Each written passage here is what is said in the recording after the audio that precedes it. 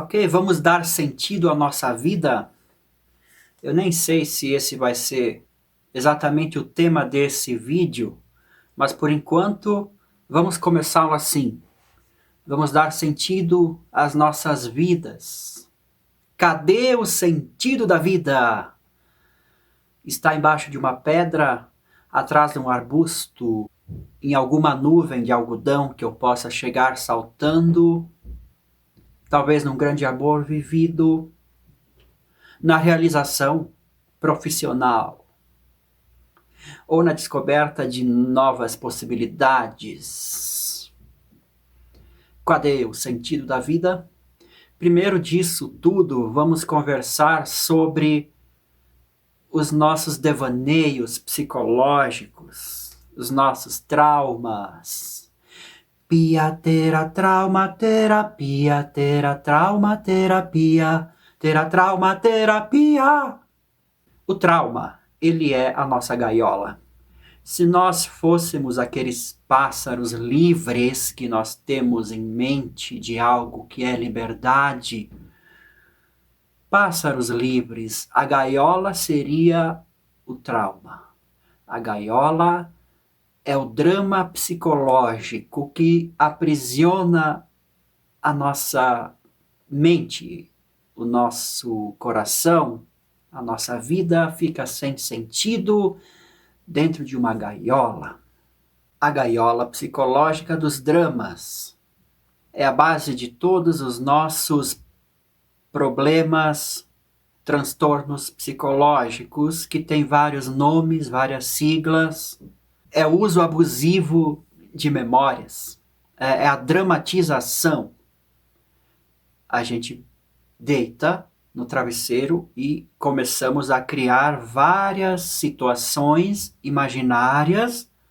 Usamos a imaginação para remontar o quebra-cabeça das nossas memórias, aqueles personagens, aquelas situações. Se tivesse acontecido assim, eu falaria isso. E se acontecer assado, eu falo dessa forma. Aí eles vão ver só. E a gente vai criando várias historinhas, vários dramas.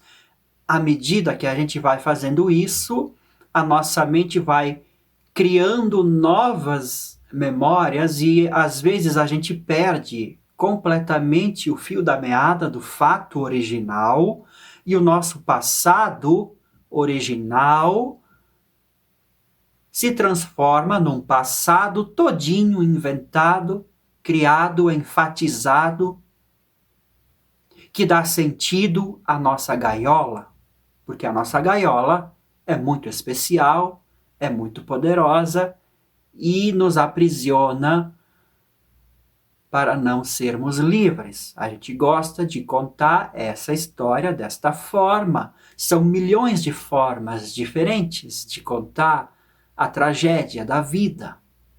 Só que o nosso passado, então, e o nosso presente, principalmente, ele está contaminado por uma série de imaginações, pela criatividade sendo usada para o nosso mal, para o nosso próprio mal. A nossa imaginação criativa foi usada para nos aprisionar. Bom, essa é uma característica básica do funcionamento mental. Psicológico. Psicológico. Existe o passado psicológico, existe o passado factual.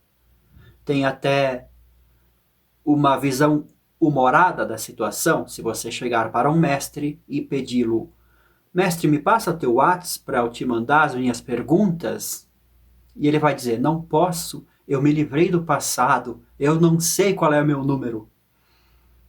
Não precisa ser assim.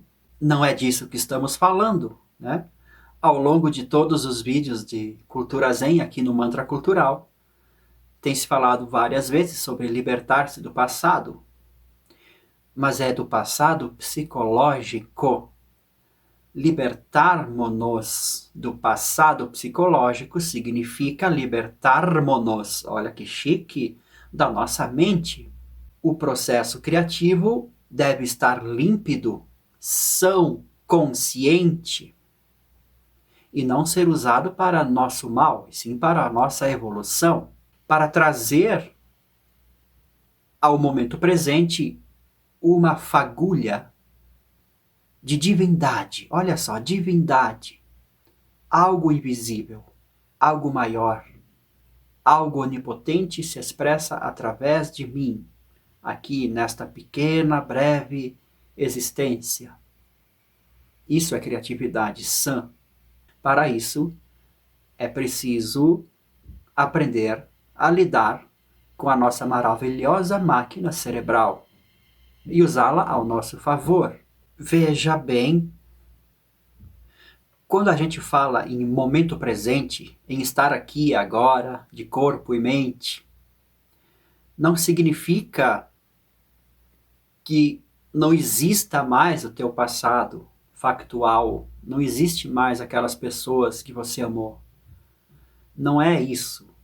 Até porque você está aqui agora, da maneira como você é e como você percebe o mundo, você deve tudo isso às experiências do passado, às experiências que você já viveu.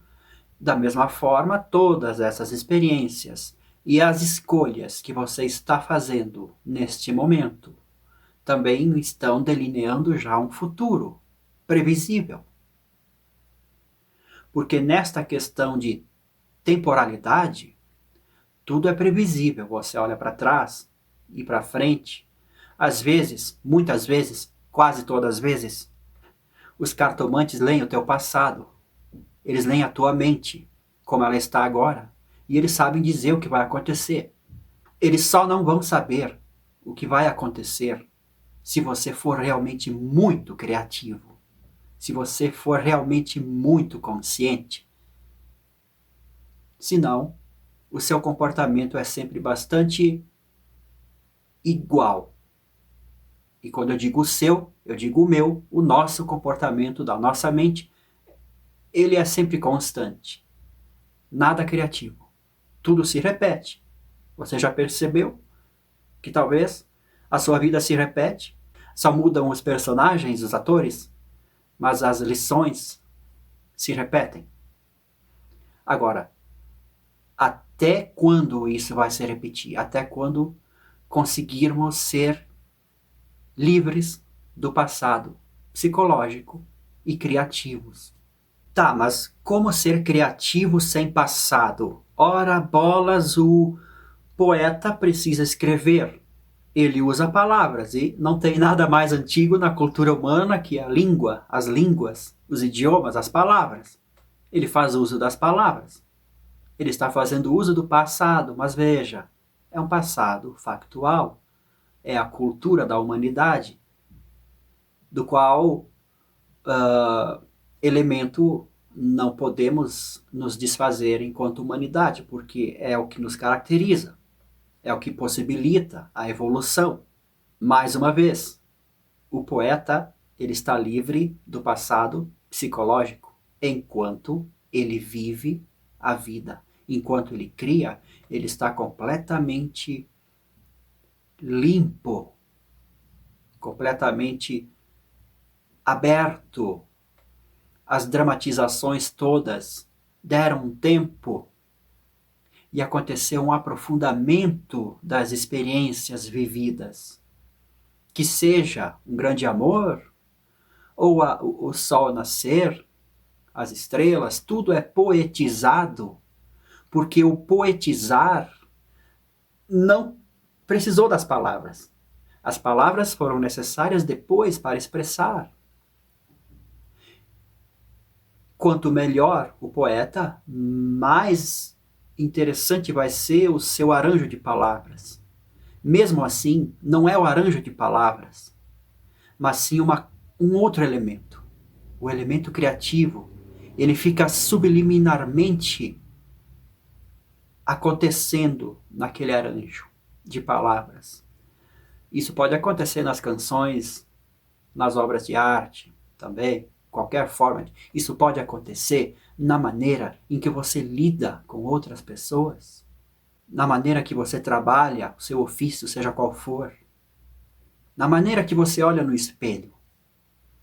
Tudo pode ser com muito passado psicológico ou sem nenhum passado psicológico. Ou seja, mais vivido, mais autêntico, mais aqui e agora. Sendo que este aqui e agora também envolve toda a temporalidade do passado e do futuro e algo mais, algo de uma dimensão não temporal. Por isso dizemos que as grandes obras de arte são atemporais. Acontece alguma coisa ali que você sente fora dos limites do espaço-tempo. Até os próprios admiradores posteriores, séculos depois, vão poder admirar aquela obra e sentir vida fluindo de alguma maneira fantástica. O que não acontece quando a arte é meramente um drama psicológico. Neste ponto, entramos para outro tema do vídeo, que é a arte-terapia. A arte-terapia tem se desenvolvido ao longo das últimas décadas, realmente faz sentido. Na verdade, até nos monastérios zen era usada a arte-terapia, as pessoas ficavam numa sala com instrumentos musicais, pincéis, papéis e poderiam criar, pôr para fora toda o seu temperamento psicológico, expressá-lo com o objetivo de esvaziar, de pôr para fora. Vomitar. É uma palavra meio feia, né? Vomitar. Quando o seu estômago quer pôr para fora uma coisa que faz mal, a sua mente também precisa pôr para fora aquilo que faz mal. A raiva. A raiva é muito expressada, né, em formas de arte. Eu conheci cineastas que dizem que fazem cinema com sentimento de vingança. Então, são muitos artistas que dizem isso. Eu conversei com um frei católico, cristão, frei, e ele era um doce, ele falava docemente, mas nas paredes da sala dele de trabalho tinham quadros que ele pintava. Ele chamava aqueles quadros, eu acho que de monstros ou monstros dos sonhos, alguma coisa assim. Eu pensei, ué, tá bom. Quando a gente conversava, aconteceu que o tema política entrou em questão. E aquela figura, aquele semblante do Frei, carinhoso, se transformou num daqueles quadros dele. Daí eu entendi, olha aí, ó, arte-terapia é isso mesmo. Arte-terapia. Então você põe para fora. Esse é o ponto do vídeo. Olha, para ser bonzinho, 90% das obras de arte que nos cercam são puro vômito psicológico e não faria falta nenhuma que elas sumissem. Não fariam falta nenhuma 90% das canções do Spotify. Te pergunto, fariam falta? As canções que a gente ouve por aí, na grande mídia, fariam falta se sumissem? Então, se a arte desaparecesse, seria uma bênção para a humanidade, né? É claro que há ironia envolvida, né? Mas entenda o que eu quero dizer. O que acontece é que se essa arte terapêutica, esses vômitos, forem tratados como arte profunda, e eles são tratados dessa forma por quem? Por pessoas que querem o poder da sua mente. Pessoas que querem que sua mente seja eternamente doente vão com certeza enfatizar uma obra de artes doentes, para que elas sejam, de certa forma, a simbologia da subjetividade de toda a sociedade. Por isso se enfatiza a arte doente. Como arte doente, quero dizer, a arte cheia de drama psicológico, aquela que nós estamos cercados e que não faria falta se sumisse. Os artistas gostam muito de dizer que o mundo precisa de arte. O mundo precisa de arte. O mundo precisa de arte. Só que ao mesmo tempo em que temos essa consciência, pessoas muito mal intencionadas também têm essa consciência e eles vão usar as pessoas que são apaixonadas pela arte e ainda não estão maduras o suficiente para perceber a manipulação. E eles vão abraçá-las e fazer com que elas usem a sua criatividade e os seus ofícios, técnicas e habilidades e a própria inteligência, elas vão passar a usar em prol de alguma intenção. Então a essência da arte se perdeu, ok? Qual é a essência da arte? Eu não quero que esse papo seja muito intelectual, muito acadêmico, até porque eu mesmo saí da academia. Eu quero que esse seja um papo assim mais natural. Talvez você não concorde, mas mesmo nesse meandro da arte-terapia, qual é o objetivo da terapia? Ficar saudável. Mas, por má intenção, e também por funcionamento natural da nossa mente e do nosso ego, essa terapia anda em círculos e jamais se cura. É construída uma gaiola muito bonita, de ouro, requintadíssima, finésima. Uma gaiola, da qual eu não quero me livrar, porque ela é a causa da minha vida, ela é o sentido da minha vida, lutar contra os meus inimigos, que não me deixam voar livre. Entenda a subjetividade desse vídeo. Esse vídeo também é, de certa forma, uma pintura, uma obra de arte não lógica, entre linhas, um poema, uma canção. Entenda, às vezes nem eu sei o destino final de um vídeo. Na hora da edição eu vejo se valeu a pena tanta viagem, mas acredite, existe um foco. Você dá o sentido à vida, dá sentido ao vídeo também, né? Então, o sentido da terapia seria curar. Essa cura seria uma libertação dos dramas psicológicos e o entendimento do nosso passado, presente e futuro como uma coisa límpida, para que nos permita viver de maneira livre, saudável e termos dessa forma uma experiência mais profunda, além da psicologia, além das memórias mentais que naturalmente se fabricam no passar dos dias. Vivemos uma vida, uma experiência de vida artística, transformamos a vida num poema. Aí que tá. O sentido da vida não existe para ninguém. Você precisa criá-lo. Deus está agindo em você enquanto você cria. O criar é divino. Não o criar unicamente com os dramas psicológicos. Veja, um bom escritor, cria vários personagens. E os personagens, eles estão cheios de drama, eles representam os nossos dramas, né? Nós, leitores, nos identificamos. Mas entenda que o todo daquela obra, ele está sendo roteirizado, criado com certa liberdade daquilo. É assim que temos que aprender a viver.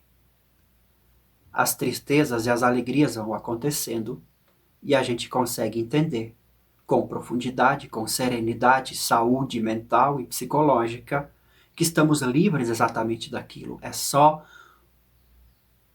uma coisa acontecendo, uma vida acontecendo. E a arte significa transformar aquela dor em alegria, em compreensão, em sabedoria. Então a arte mais profunda seria aquela arte que abre caminhos para essa espiritualidade, para essa religião. E entenda a religião como criatividade, como comunhão com a existência de forma saudável. Entenda desse ponto. Sem isso, você enlouquecerá. você entrará num colapso. Toda a tua terapia se colapsará, porque ela não vai encontrar saída. Um dos exemplos mais clássicos, mais simbólicos disso é Nietzsche, né? Ele enlouqueceu no momento em que ele disse que Deus não existe. Dentro da sua filosofia, do seu pensamento, que é sim muito profundo, fazia sentido para ele, dentro da obra dele, aquela frase: Deus não existe. Deus morreu, né? Deus morreu. Deus está morto. Mas na existência isso não faz sentido. Houve um colapso. Houve um entendimento por um polo negativo. Vamos dizer assim, uma polaridade negativa do entendimento. Existe esse perigo, sim. Existe esse perigo constante. Na arte-terapia também. Veja, uma coisa que eu me lembrei. Artistas que pintam coisas quadradas, riscos e coisas bastante psicológicas. Eles mesmos dizem: eu não gosto de arte contemplativa. Eu gosto disso, de artes assim. Coisas de inconsciente ou formas, sombras. Não paisagens contemplativas, não coisas belas, assim, vamos dizer, né?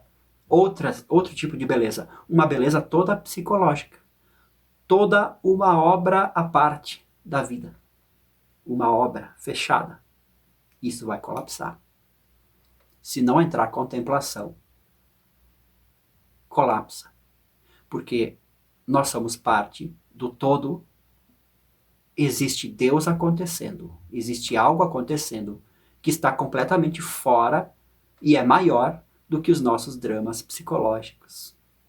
Esse contato com essa existência, com essa coisa maior, é que acontece nos artistas mais contemplativos. Muitos deles dizem: olha, alguma coisa aconteceu, não fui eu que criei isso.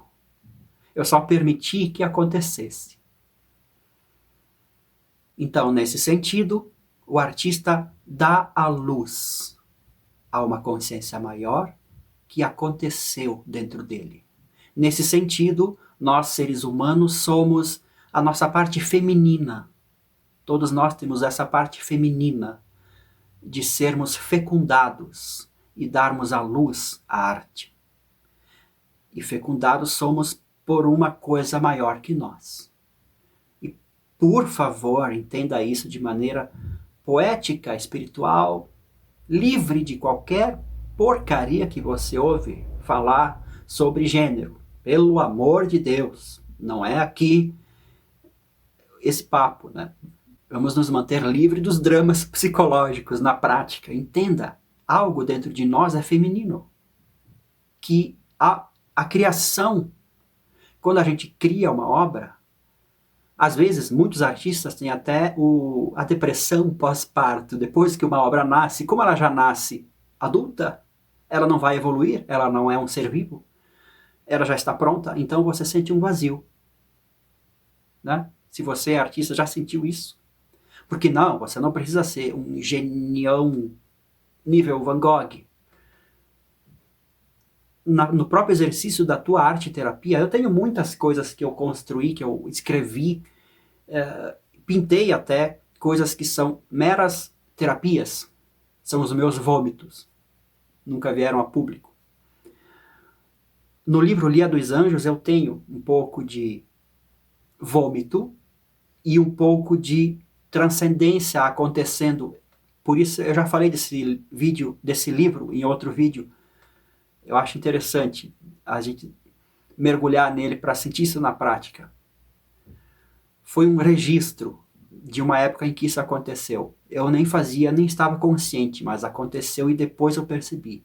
Olha só que registro bacana dessa transformação da arte-terapia e numa arte contemplativa. Não sei se é bem assim. A transformação da mente dramatológica para uma mente saudável. Pelo menos uma fresta da porta saudável. Esse é um fator fundamental. Essa é uma mudança interessante que acontece na nossa vida. A partir daí, o sentido da vida começa a ser criado com consciência e liberdade. Liberdade de quê? Da gaiola. Que gaiola? Da gaiola psicológica que nós mesmos criamos, que não é culpa de ninguém lá fora. A partir daí, tudo vai fazer um novo sentido. A partir daí, é conquistada uma alma. Porque a alma é uma criação nossa. A gente precisa criar a nossa alma. Eu não sei quem disse que nós não temos alma até não criarmos uma. Eu acho que foi Gurdjieff. E para terminar esse vídeo, você deve ter percebido já aí nos seus pensamentos, nas suas analogias, que estamos falando de uma arte, de um processo de arte que não tem nada a ver com a busca da fama. A fama, o sucesso, ele precisa de obras de arte que a sociedade já assimile, já valorize. Técnicas, habilidades. Então, aí que tá. Muitos artistas são inteligentes e técnicos e hábeis e sabem oferecer ao público o que ele realmente consegue admirar. Mas quando se fala em arte criativa, em imaginação criativa, talvez a sociedade leve alguns anos para reconhecer alguma coisa realmente criativa. Então é claro que não estamos falando nesse sentido de alcançarmos um sucesso. No entanto, quando você é criativo, você adquire uma alegria, é uma relação entre você e Deus, não é entre você e o público. Depois, talvez, pode acontecer uma relação com o público, mas você nem vai estar realmente interessado nisso. Não vai ser o seu objetivo, uma vez que você descobriu o seu sentido para a vida. Até o próximo vídeo.